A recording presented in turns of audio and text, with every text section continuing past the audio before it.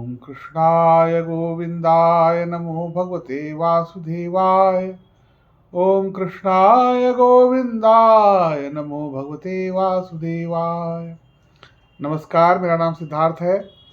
मैं आपसे अपने कुछ थोड़े बहुत जो व्यक्तिगत अनुभव हैं आध्यात्मिक, वो शेयर करूंगा यहाँ पर। साथ में हम लोग भक्ति की बातें यहाँ पे किया करेंगे। कोशिश ये रहेगी कि हर सप्ताह कुछ ना कुछ आपके आपसे आपसे मैं साझा करूं जो मेरे अनुभव हैं। और जब ये अनुभव खत्म हो जाएंगे, बताने के लिए कुछ नहीं रहेगा, तो हम लोग भक्ति की बातें करेंगे यहाँ पे। फिलहाल मैं आपको 2019 में वापस लिए चलता हूँ। मैंने पिछले एपिसोड में बताया था आपको कि किस प्रकार वृंदावन के निधिवन में मेरे साथ मुझे एक अनुभव हुआ, जहाँ मैंने एक मंदिर देखा और वो मंदिर बाद में नहीं मिला, और वहाँ मुझे कोई दिव्य व्यक्ति मिले, उनके बारे में भी मैंने आपको बताया। तो उस घटना के बाद मुझे अपने गांव जाना था 2 महीने बाद। मार्च में होली थी वहाँ पे, और साथ में वहाँ पे एक उपनयन संस्कार होना था, जनेऊ। मेरे परिवार में मुझे आचार्य बनाया गया था। तो उसके पहले मैंने एक स्वप्न देखा।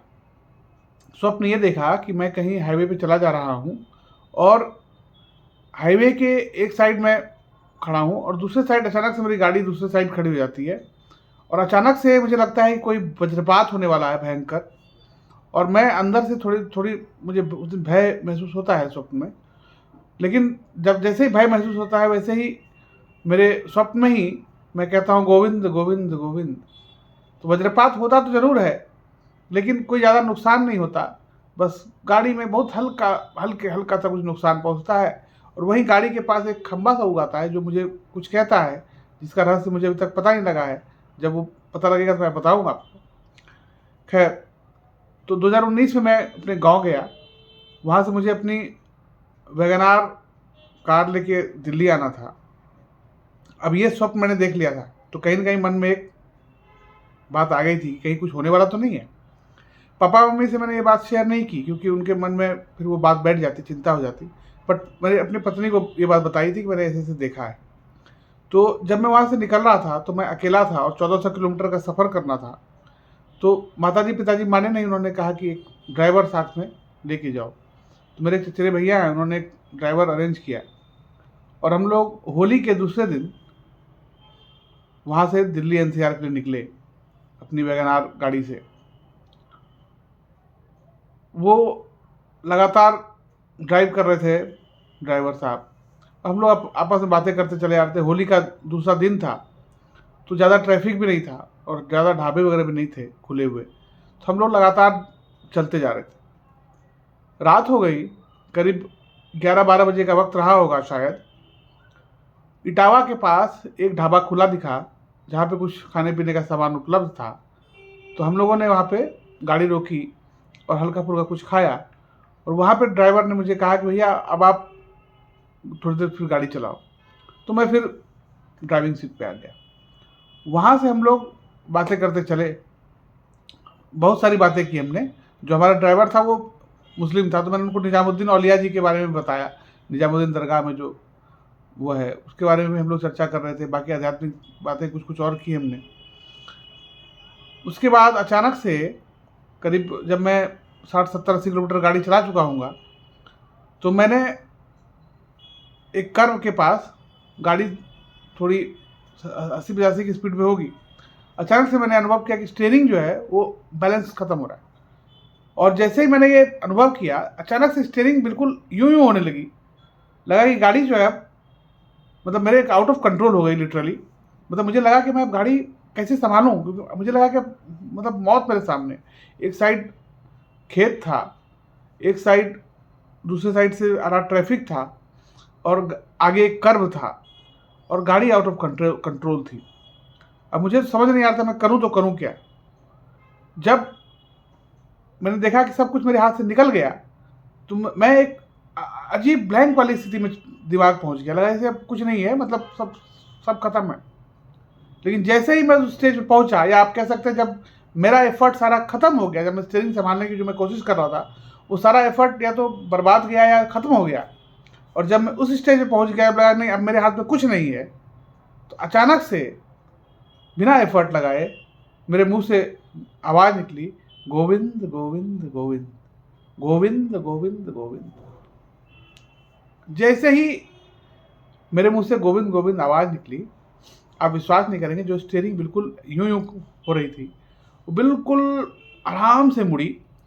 राइट साइड में ग्रीन बेल्ट था, ग्रीन बेल्ट पे चढ़ी और ग्रीन बेल्ट पे चढ़ के रॉन्ग साइड में जाके वो, जैसे आप गाड़ी पार्क करते हो, वैसे पार्क हो गई बिल्कुल सीधी, एकदम व्हील भी एकदम सीधे, ये भी नहीं कि थोड़ा सा भी चिड़ा वड़ा, एकदम सीधा।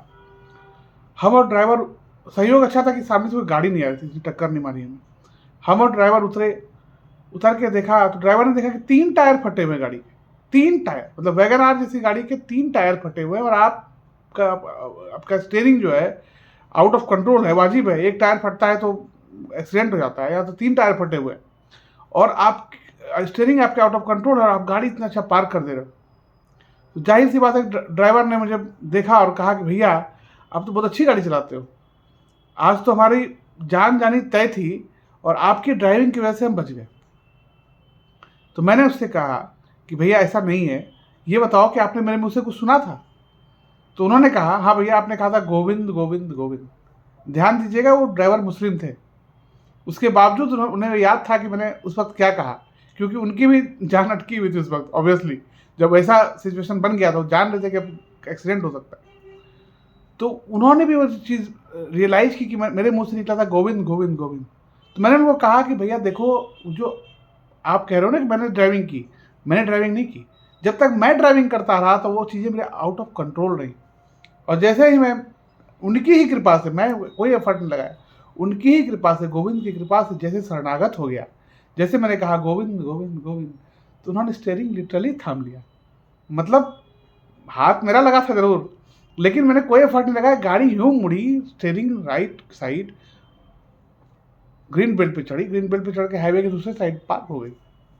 मतलब जो पूर्वाभास मुझे हुआ था कुछ कुछ उसी तरह का। हाईवे के एक साइड में था पूर्वाभास में, बिजली दूसरी साइड गिरती है, यहाँ भी मैं एक साइड से जा रहा हूँ, हाईवे की दूसरे साइड जाना पड़ता है, वहाँ भी मैं इस वक्त में गोविंद गोविंद गोविंद कहता हूँ तो बिजली गिरती तो है लेकिन कुछ डैमेज नहीं होता। यहाँ भी मैं रियल में गोविंद गोविंद गोविंद कहता हूँ तो एक्सीडेंट से बच जाता हूँ। बहुत भारी एक्सीडेंट उस दिन होने वाला था।